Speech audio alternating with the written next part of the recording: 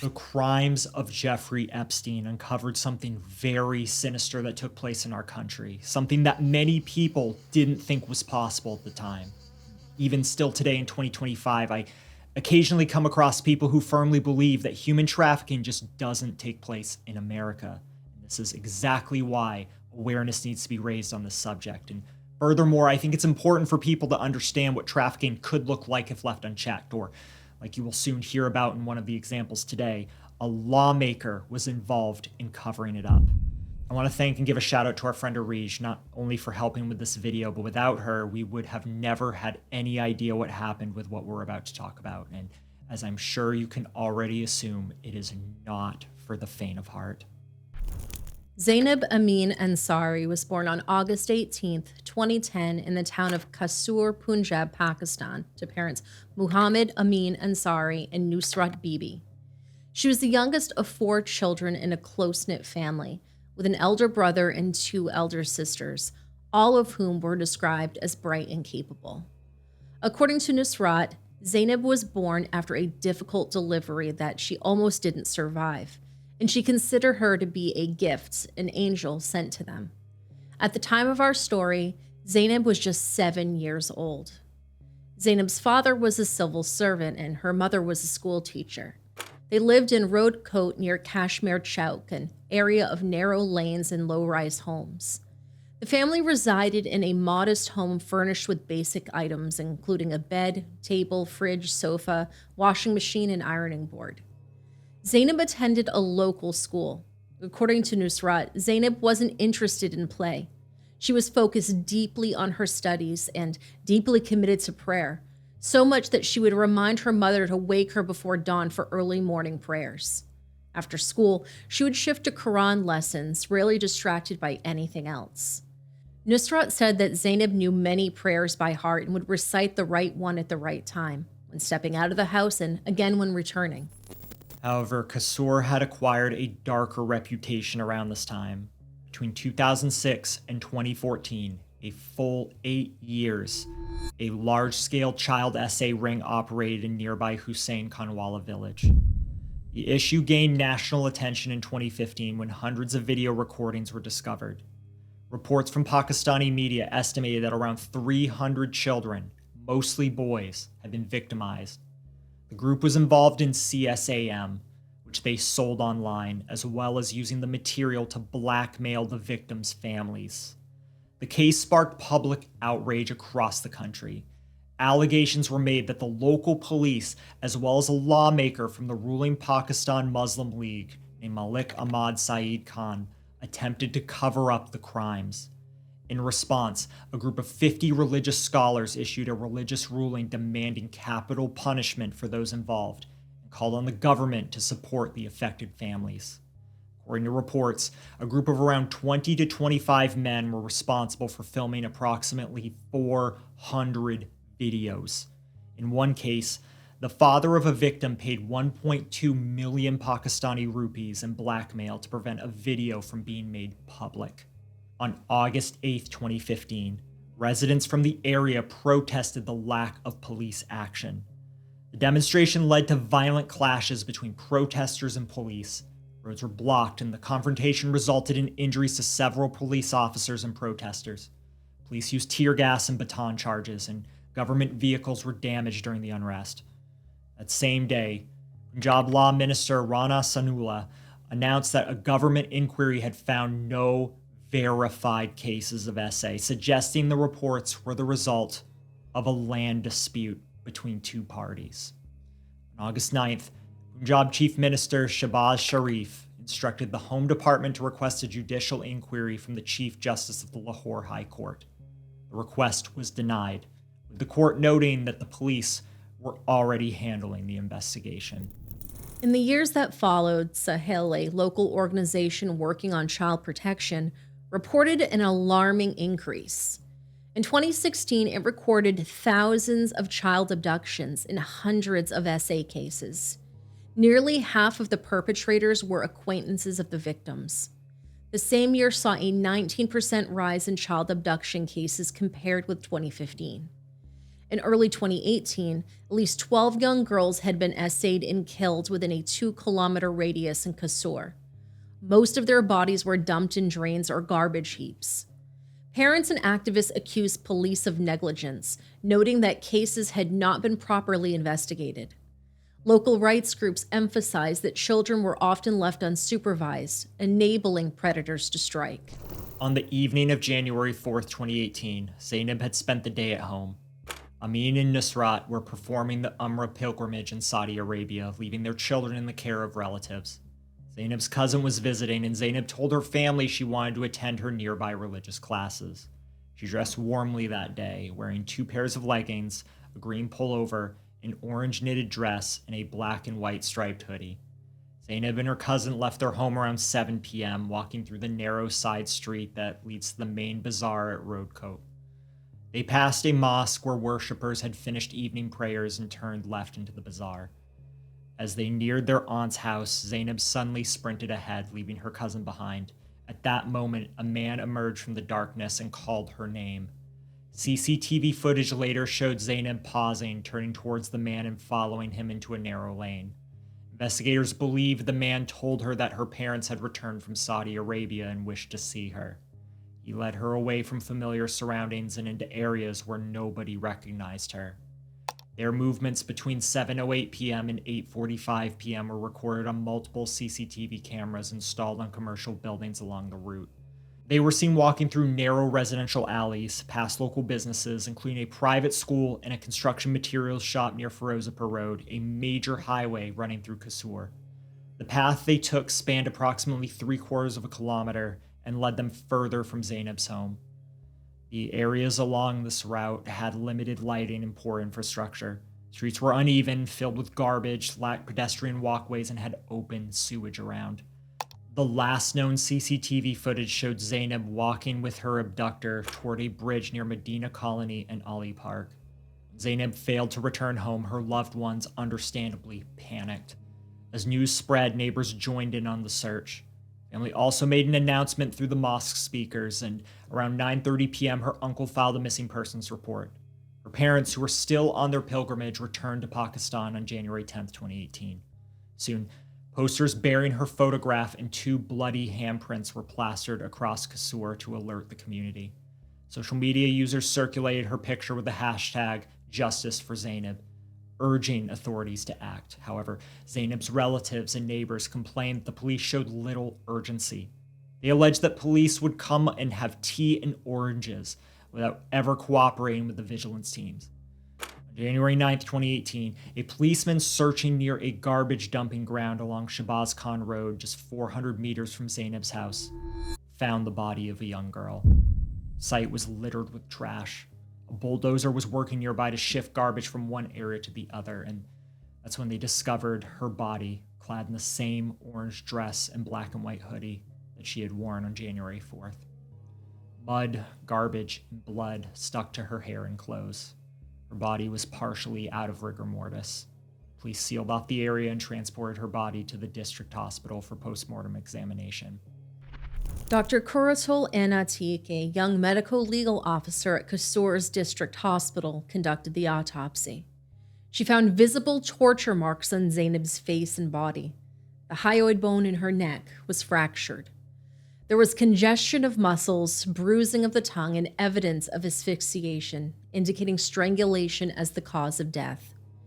It was also revealed that Zainab had been essayed in multiple parts of her body, and mud, fecal matter, and blood were present. Dr. Atik estimated that Zainab had been dead for 2 to 3 days, implying she was held captive to 2 to 4 days before being murdered. In a later interview, the doctor said she struggled to describe the child's defiled body. Public frustration led to violent protests in Kasur.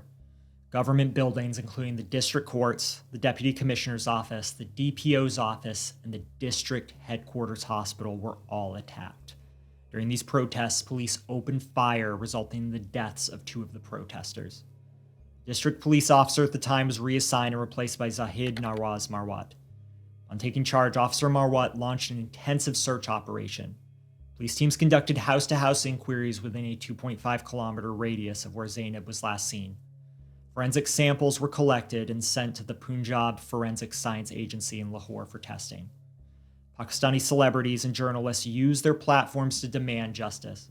For example, a television news presenter, Kiran Naz, delivered a news bulletin with her young daughter on her lap to protest violence against children. अस्सलाम वालेकुम। आप देख रहे हैं programme 7 से 8। मैं हूं आपकी मेजबान किरण नाज, लेकिन आज मैं किरण नाज नहीं हूं। मैं एक मां हूं, इसीलिए अपनी बच्ची के साथ बैठी। Nobel laureate Malala Yousafzai tweeted how she was heartbroken to hear about Zainab. She said that this had to stop and that the government must take action. Pakistan's Chief Justice Saqib Nassar took over the case and directed the Lahore High Court and law enforcement agencies to submit reports. Punjab's Chief Minister Shahbaz Sharif visited the family and offered a reward for information. He also announced the installation of more CCTV cameras across Kasur. Members of parliament across party lines condemned the murder. Given the public pressure, Punjab's government formed a joint investigation team composed of police, Punjab Forensic Science Agencies, intelligence officers, and prosecutors. Investigators visited the crime scenes of all 12 girls abducted and murdered in Kasur between 2015 and 2018. They found the same DNA traces on 6 of those victims. Each of the 6 victims was a young girl who disappeared near her home. Their bodies were later found unburied in either local rubbish dumps or deserted houses. All of the families lived in the general area. Using geofencing, they analyzed mobile phone data to track calls made in the area during relevant times. They studied CCTV footage along the routes the suspect might have taken and generated sketches based on eyewitness testimony. An eyewitness, who was a Mason who had fought with a suspect in 2015 when he intervened to save another girl, provided a description that helped create the suspect's sketch. However, very few in the community came forward. No one admitted recognizing the man captured in CCTV footage, even though he lived nearby.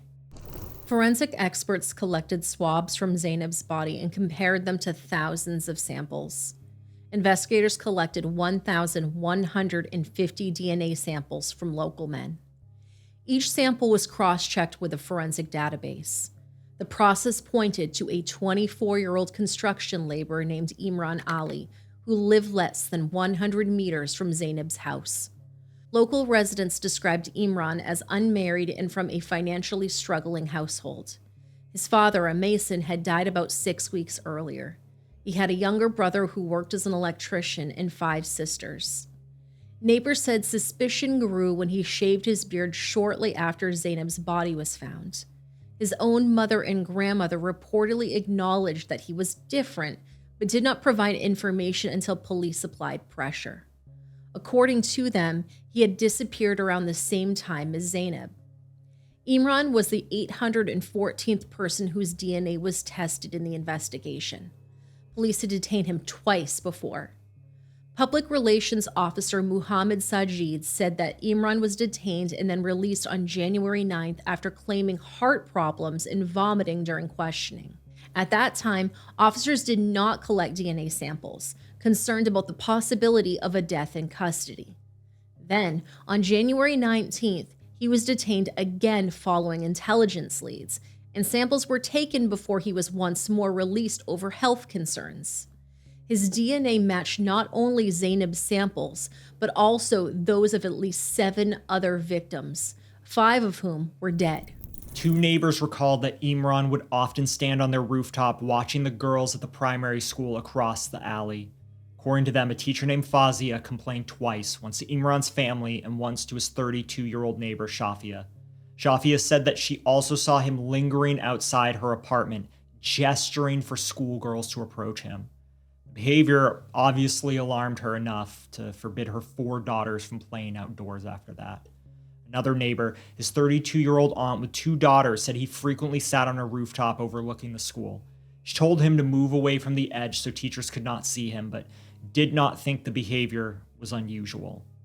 A few hours after his arrest and interrogation, a video appeared on social media showing Imran speaking to an all-male audience of believers.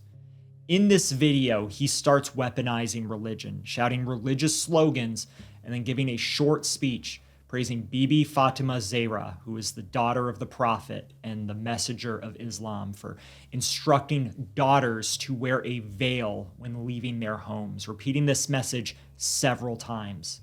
Some community members suggested that he used hypnosis, manipulation, or substances to influence the children's behavior. On January 22, 2018, Imran was arrested near a shrine in the Pakpatan district. According to police, he frequently altered his appearance, sometimes growing a beard, sometimes wearing glasses and changing his clothing. They added that some of his associates had also been taken into custody.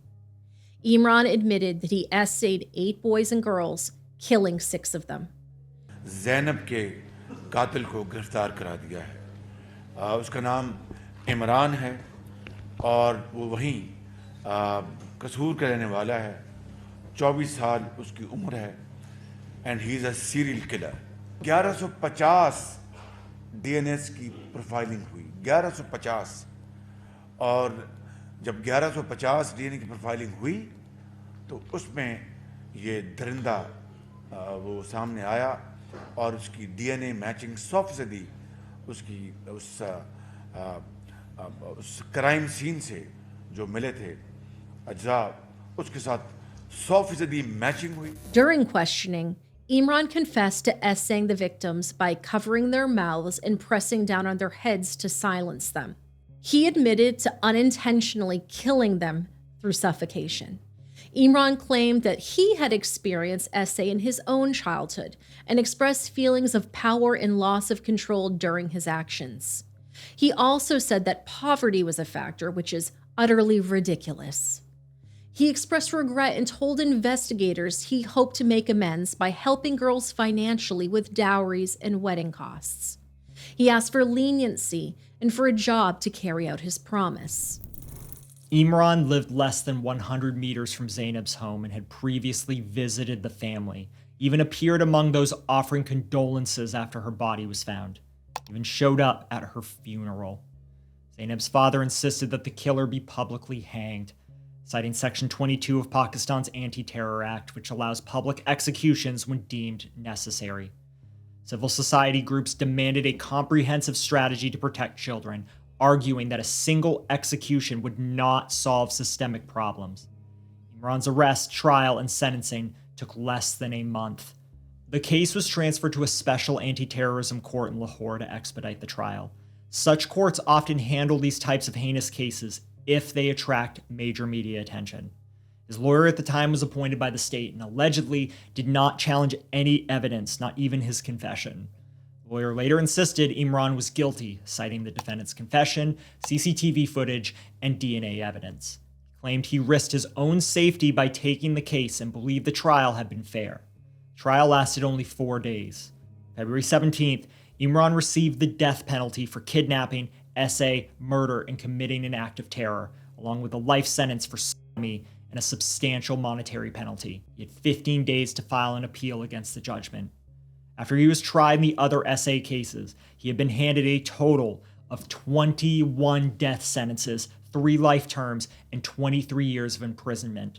The court also imposed fines amounting to 2.5 million rupees, in addition to 255,000 rupees in diyat.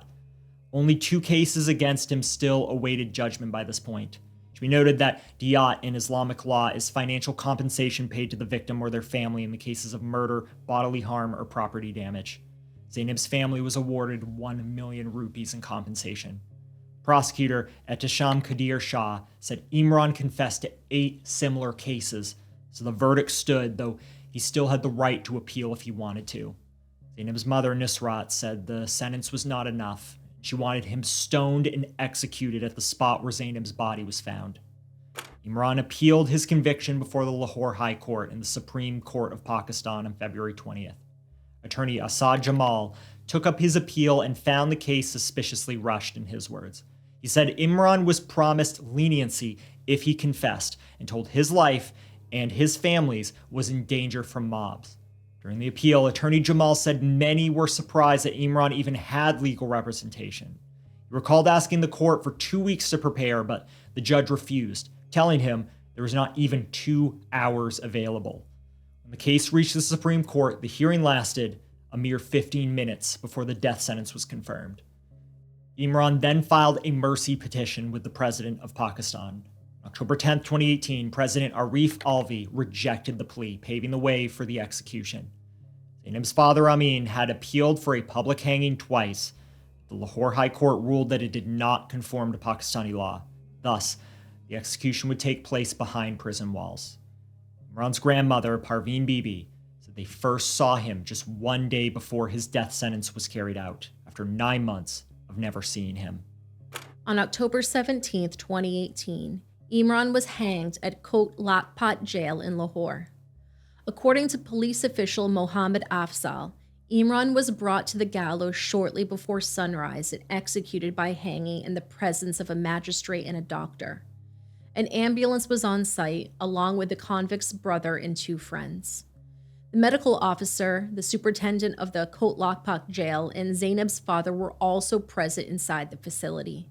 Imran reportedly walked to the gallows calmly and declined to make a final statement, not even to ask for forgiveness. After the hanging, Amin said he felt justice had been served, his sentiments similar to the residents of Kasur. However, he lamented that crimes against children continue unabated. He repeated his call for stricter laws and better child protection measures. He added that Zainab would have been 7 years and 2 months old. He also said he regretted that the hanging wasn't broadcast publicly. After initially fleeing, Imran's family returned to their home. His grandmother, Parveen, said both families suffered. One lost a daughter, the other a son. She hesitated to speak openly, fearing backlash, but said she believed only God knew the full truth and that justice would ultimately come from him. Lawmakers drew inspiration from the Amber Alert system in the United States.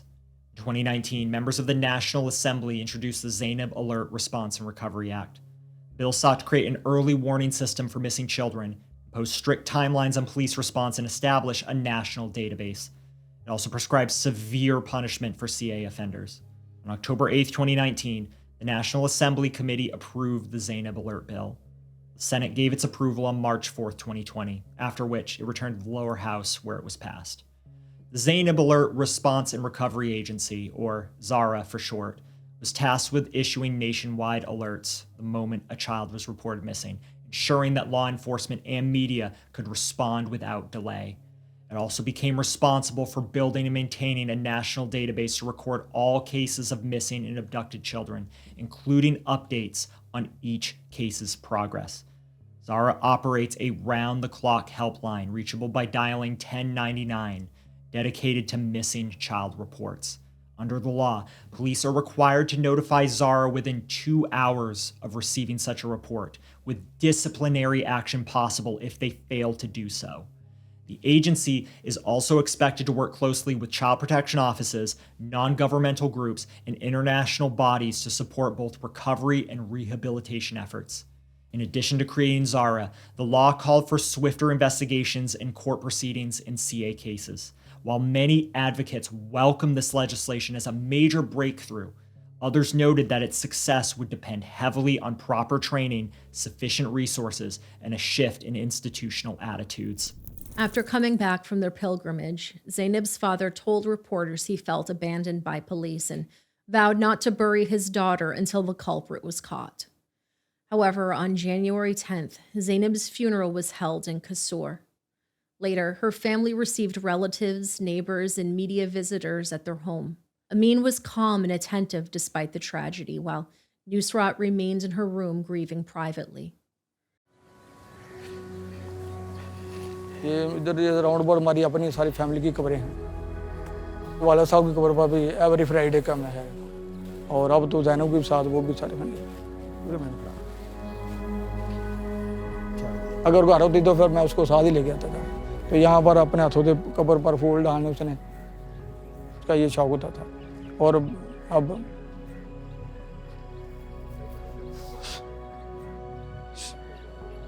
बहुत मुश्किल लगता है अपने औलाद की कब्र पर जो है ना अजीब कैफियत होती है। On January 4th, the day Zainab went missing, a school assignment in her notebook included a personal introduction written in her own handwriting.